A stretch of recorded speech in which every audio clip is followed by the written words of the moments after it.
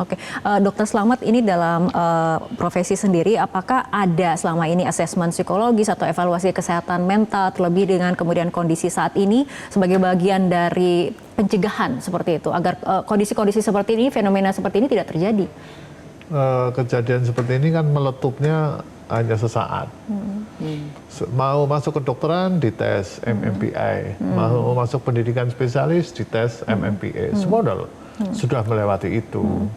Dan sekali lagi nanti KKI katakanlah panggil direkturnya yang ada dokter tersebut bekerja, apakah dokter tersebut bermasalah, itu sangat menentukan. Bahkan bisa diteliti itu, katakanlah sesuai dengan teorinya psikolog bahwa itu menggambarkan dirinya seperti itu. Ternyata nanti direktur rumah sakit, komite medik, teman sejawatnya mengatakan bahwa itu baik, itu bisa juga sama. Jadi artinya hanya terbatas pada media sosial. Tapi yang harus dicermati, kenapa ini dari seluruh Indonesia ya? Ada apa ini? Tidak hanya dokter kan? Iya. Nah, ada perawat, ada apa nih? Dan mereka pasti nggak janjian ya, iya, dokter? Tidak janjian. Apa artinya aturan selama ini yang disosialisasikan tidak sampai? Bukan. Atau seperti IDI menilai ini adalah letupan-letupan akibat sistem pelayanan kesehatan yang harus disempurnakan. Apalagi kan kejadian ini di rumah sakit pusat rujukan nasional di Cipto Mangunkusumo di Jakarta lagi.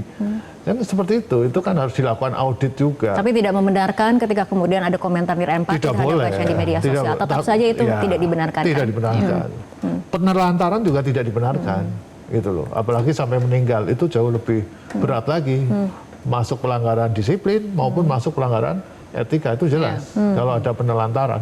Dan masuk masalah hukum juga. Iya kan? Ternyata masalahnya kompleks dan sangat serius. Saya sih berharap mudah-mudahan ini cuma kilaf ya, Dok ya.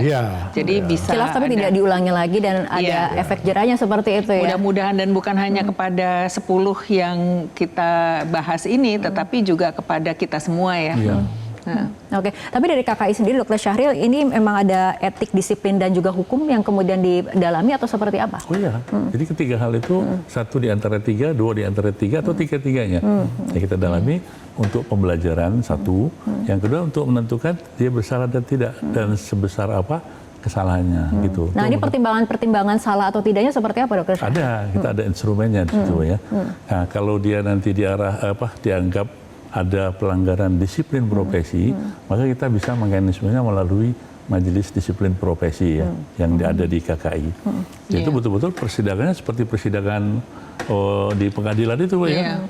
Ada pembelanya, kemudian ada saksi ahli, dan ada tidak mudah memutuskan satu kasus karena akan berkaitan dengan nasib yang bersangkutan ya. Dan ini juga betul-betul kalau kita tidak memutuskan dengan seadil-adil, maka mereka juga bisa menuntut balik ya. Pak Selamat, banyak sekali orang dia tidak puas dengan keputusan kita, dia menuntut balik gitu, Pak. Nah, itu kita jaga betul, dan tentu saja di sini tentu saja ada aspek pembinaannya, Mbak ya. Jadi bagaimanapun kalau tadi dilihat kan cuitan gitu, Pak ya. Dan minta maaf secara massal. Dan mengakui kesalahannya dan tidak akan mengulangi lagi kalau gitu ya. Ada banyak faktor yang menjadi pertimbangan sih, Mbak.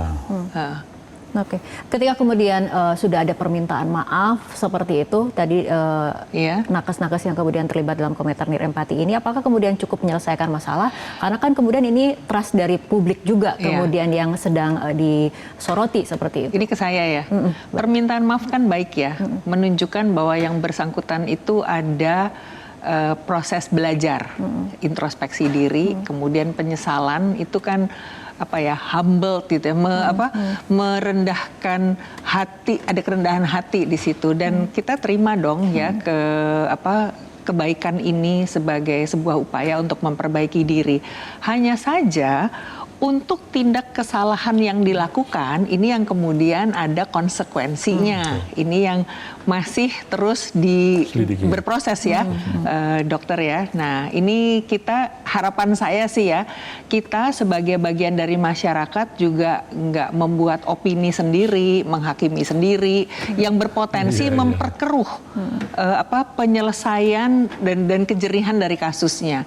Artinya lagi-lagi kecepatan dari hasil investigasi KKI. Iya. Dan nanti kalau ada hasil ya, kan pertimbangannya banyak. Kita boleh kesel, kita boleh nggak seneng, kita boleh protes. Harapan saya itu juga nggak dipakai buat ngedemo KKI, gitu, ngedemo ide misalnya. Terus membangun narasi-narasi yang negatif gitu. Melainkan justru menjadi sarana kita untuk secara kritis memperbaiki sistem yang tadi Dokter Slamet bilang. Kan ini punya kita bersama-sama ya. Jadi semuanya menjadi feedback yang harapan saya sifatnya kritis dan membangun menuju kepada perbaikan. Oke, baik. Dokter Slamet, tindak kesalahan ada konsekuensinya. Tanggapannya seperti apa? Tapi tahan dulu jawabannya karena kita akan ikuti jeda berikut terlebih dahulu.